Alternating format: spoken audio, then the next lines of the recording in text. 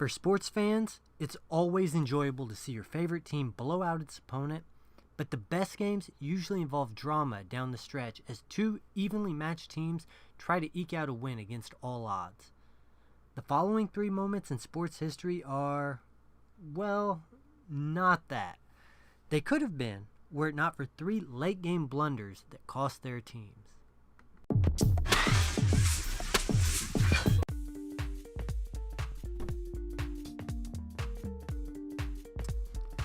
Imagine being in an NCAA championship game. You're down 2 after your opponent misses a free throw. You box out your man, leap into the air, and snag the rebound. Now, what do you do next? If you're Chris Webber, you immediately look to make an outlet pass, which sounds reasonable, right? Except a defender was nearby, causing him to travel as he second-thought his decision. Luckily, despite everybody, announcers included, noticing, the game officials remained oblivious to the infraction. With the crisis seemingly averted, Webber brought the ball up court himself. Webber dribbles down the right side of the floor, right beside his own bench.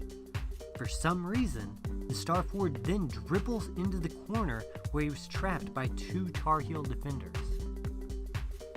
Now here's where things get a little inconsistent in the story. Webber calls timeout with 11 seconds remaining, claiming later that he heard people on the bench telling him to do so. Now, depending on who you ask, that claim is either true or is simply C-Web trying to cover for his own mistake. Either way, that's ultimately unimportant. What is important is that Michigan did not, in fact, have any timeouts remaining. This resulted in a technical that allowed UNC to win 77-71 and claim the NCAA title for that year. So not only did the blunder cost us fans a dramatic overtime finish potentially, it signaled the end of Michigan's Fab Five and their amazing 2-year run, as Chris Webber would then go on to an illustrious NBA career. Long, a 2 to tie. Michigan have to bring it. He walked and the referee missed it. Webber brings it into the front court. They have no timeouts remaining. He causes too many timeouts. It's a technical foul. He called a timeout. Michigan doesn't have any.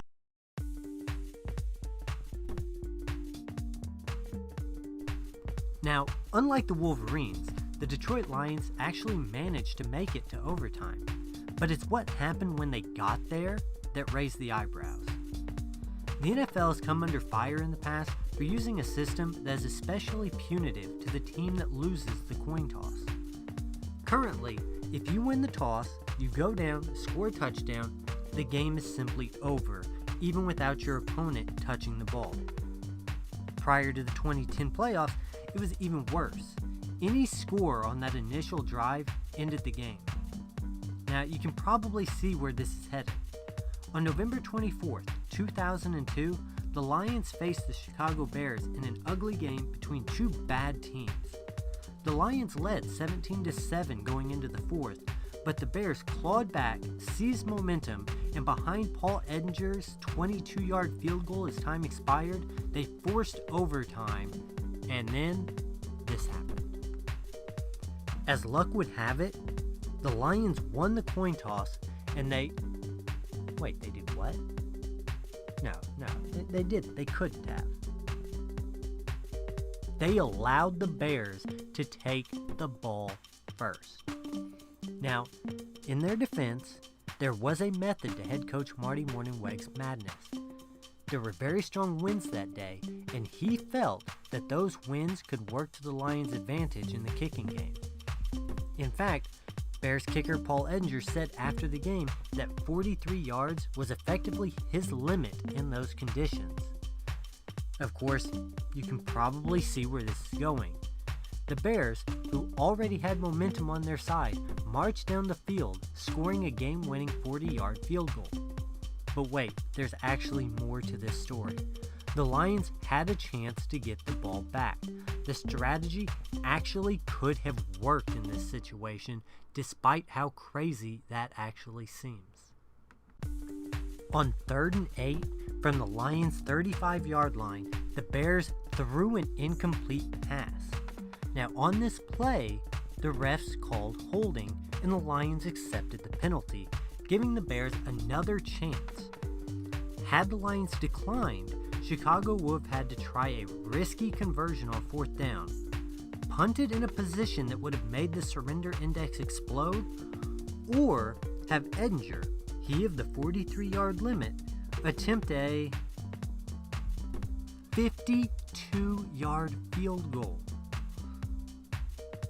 Instead, the Lions accept the penalty, and the Bears go on to convert for a 1st down and put themselves in position to win the game with a much shorter field goal.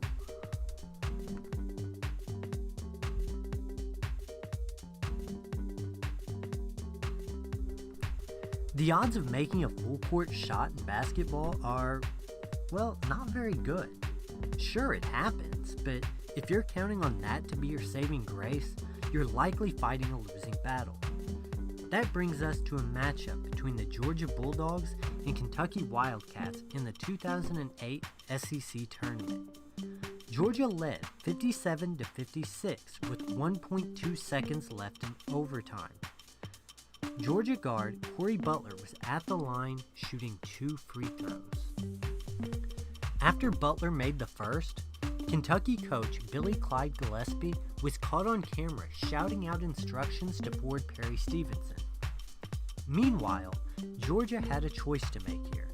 They could make the second, which would then allow Kentucky to inbound it for a better shot to tie, down only 3, or they could intentionally miss the free throw, forcing Kentucky to shoot a low percentage but potentially game-winning full-court shot off of the rebound.